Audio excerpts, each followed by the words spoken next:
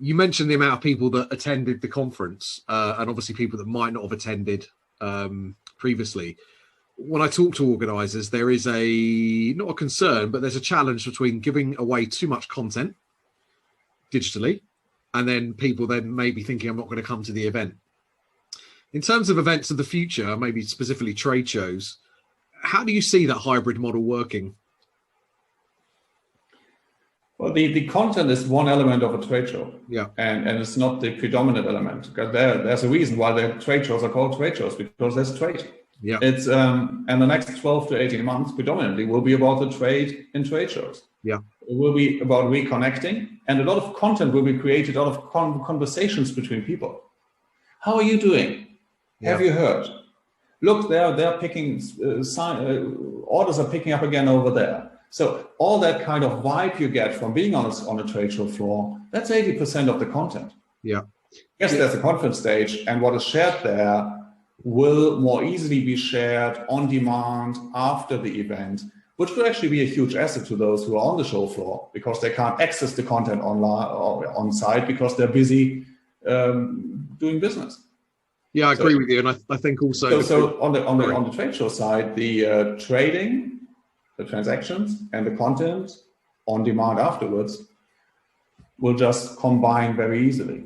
Yeah, I think also, and I'd be interested to get your view. Obviously, international travel was probably, well, I say probably, you don't know. It seems to be changing every day. Will take a while to come back. So I guess obviously digital can fill that gap. So making sure that people can access the content, even if they're physically not able to be there. Yeah, for sure. Yeah, I'm reading about the conference. I think one of the key takeaways as well was that travel and making sure governments don't just wait for the vaccine. Do you agree with that? The whole test and trace? Yeah, of course. I mean, we've been advocating for testing over quarantine relentlessly over the last month, and that's the way forward. Even if a vaccine is available as of today in the UK, and congratulations, hope to get there in the EU over the next coming days. Until it's here in my arm, it will be a while. It will take a while, and quite frankly, I want my parents to get that shot before I do. Yeah. And we need to get the priorities straight. We need to focus on the healthcare workers and on the elderly to make them safe from falling victim to COVID. Yeah. And business people like you and me will be further down the line, and rightly so. So we need a stopgap solution, and that's very much the testing schemes. You test before you board a long-haul flight. You test after you depart from a long-haul plane. You test before you attend an event. I went through all of that last week in Singapore. It works like a charm, and it gives you that security and that sense of safety in the environment. Yeah. You mentioned Singapore. It'd be great if you can give us a sense of your experience from, as you said, getting on the plane to going into the show itself, actually, because I guess that's going to be a blueprint, not the only blueprint, but for how we open. Well, it's, as I said, I mean, obviously right now there's a special agreement between Germany and Singapore, like there's a special agreement between the UK and Singapore about the reciprocity of travel. We had some industry colleagues from the UK coming to Singapore. I traveled from Germany. We did a PCR test on arrival. We were brought to the hotel room. We were waiting for the test result to come in, and then we were essentially cleared to be in Singapore after the negative result was in. You then cross the street. You're on a controlled itinerary, which means that track and trace is in effect, and you have a person assisting you in your meetings, right? To make sure you don't go astray. As I said, it's the balancing between the health and the business. Yeah. So you go to the event.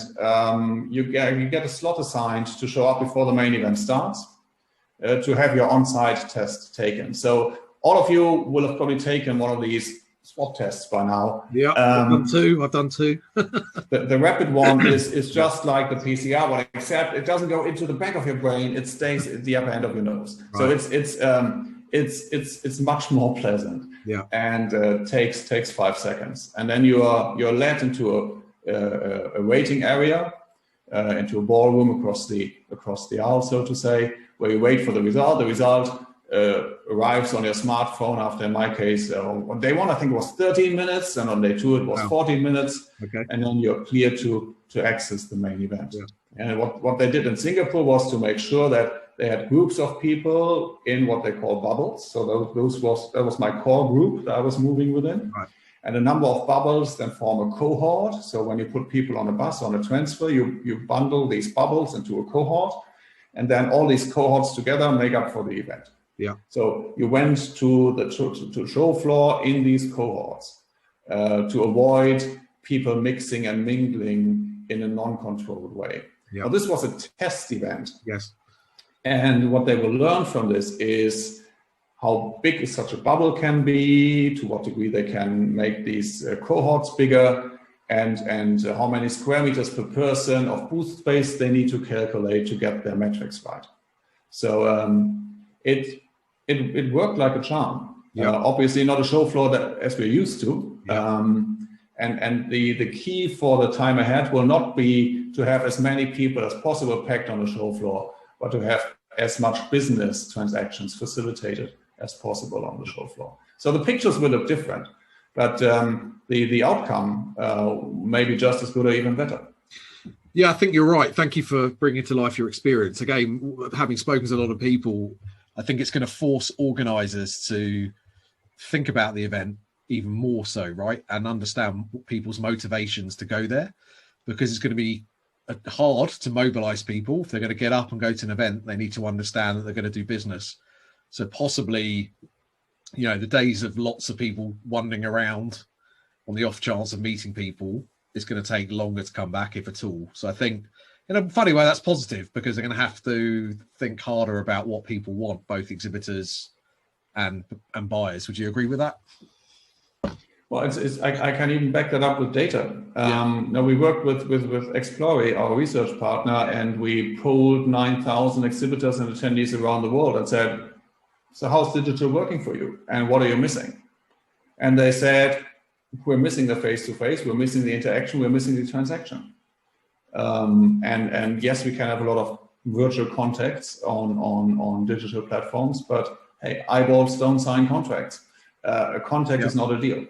So what we learned from that research was that most companies who are exhibiting are expecting to return to show floors as soon as it's safe, and want to bring their investment back to pre-COVID levels within 1 or 2 show cycles. Yeah. So which also that, I think it's every reason to be optimistic going forward. Yeah, no, it's good. It's you know, I guess one positive to come out of this is that exhibitors have missed the experience of going to trade shows, right? Because they could have said, actually, no, we're happy with what we're doing, and actually it's worked well and it's cheaper. So hopefully we remember in the olden days, early 2019, when we had the conversation about how to prove the ROI of the show floor? Yeah. Well, COVID has answered that for us. Yeah, that's a good way. The gap you have in your order book, that's the ROI of the trade show. Yeah. That feeling of disconnectedness that you feel as a business, that's the ROI of the trade show. Yeah. That new acquaintance you're not making, that's the ROI of the trade show. Fantastic. I think that's a very, very good, succinct summary. Absolutely. Just sort of finally, it will, obviously you have the ear of a lot of the big show organisers around the world. What's their view generally? Are they backing up what you said in terms of, you know, from Q3 onwards, you know, we're gonna see a return to some sort of normality? That's the consensus right now. Asia is a different story from Europe, is a different story from the Americas. So we have to look at where in the world you're looking at. I mean, China's already back at 90% of pre-COVID, only based on national shows, right? Yeah. The international brands they have at the shows are there through the regional representations, and that's the trend we will see over the next 2 to 3 years. We will certainly have a longer road to recovery for a global event somewhere in Europe over a series of regional events in, let's say, Asia, Europe, and the Americas. So a strong show brand. Let's take CES in the US, or let's take the Mobile World Congress. Let's take Bauma from Messe Munich or Automechanica from Messe Frankfurt. they've all regionalized already. So they've built a CES Asia, a Bauma China, an Automechanica in Shanghai to leverage the potential for these show brands. I believe we will see more of those regionalization or geo-cloning going forward. And we will rebuild from these regional events into global events again. Yeah, that's interesting, because I think I read on the UFI website about the peak of globalization in reference to sustainability. Yeah, was a trend for 2020. Yeah, I was looking back to see, we're obviously completely disruptive, but that's a change. That's a constant change, and it's almost like COVID for a period of time will mean, as you said, it's going to be more regionalized, right, instead of sort of big mass global events. Do you feel that the role of UFI will change going forward because of this, and what will that change be, or has been? Yes and no. I mean, the role of UFI is to be the trade association for the sector, for the industry, right? So we need to change and adapt to the degree the industry is changing and adapting. So this year has certainly been more advocacy work than all of us thought, and surely less physical events than we were planning to produce. Next year, ask me at the end of next year what we did. What we have learned this year is to be even more agile, to be even more focused on delivering insightful, relevant data, information, good practices, and to be as connected as we can with the membership around the world, to make sure that we know what it is they need and we can deliver what we can deliver as an association. Yeah. To stay focused, to stay resilient, to be agile, and to simply do our job in the whole ecosystem. Sure. And finally, what's the biggest learning, Kai, for yourself from this year? This week, very much ad hoc. Getting used again to being jet lagged after coming back from Singapore. And more holistically, I'm super proud of every single member of the UFI team around the world. We're a small team. We're kind of 15, 16 people in Paris, half a dozen around the world. Yeah. Everybody rose to the challenge, and I can only be full of respect. Having to switch from a culture that's very much focused around being together on site in our office to working remotely under lockdown conditions, producing a global event with the majority of the team in lockdown. I can only share my appreciation to what every member of the team went through this year. And my biggest learning was what an amazing honor it is to work for and lead this amazing team. Yeah. Thank you. Congratulations to the team as well. Kai Hattendorf, thank you so much. We wish you the very best in the future, both personally for UFI. And as you said, hopefully we'll come back on this time next year when we can be talking about a range of shows that would have run. And I so look forward to doing that. And let's say next meeting, somewhere on a stage or at a table. Absolutely. Absolutely.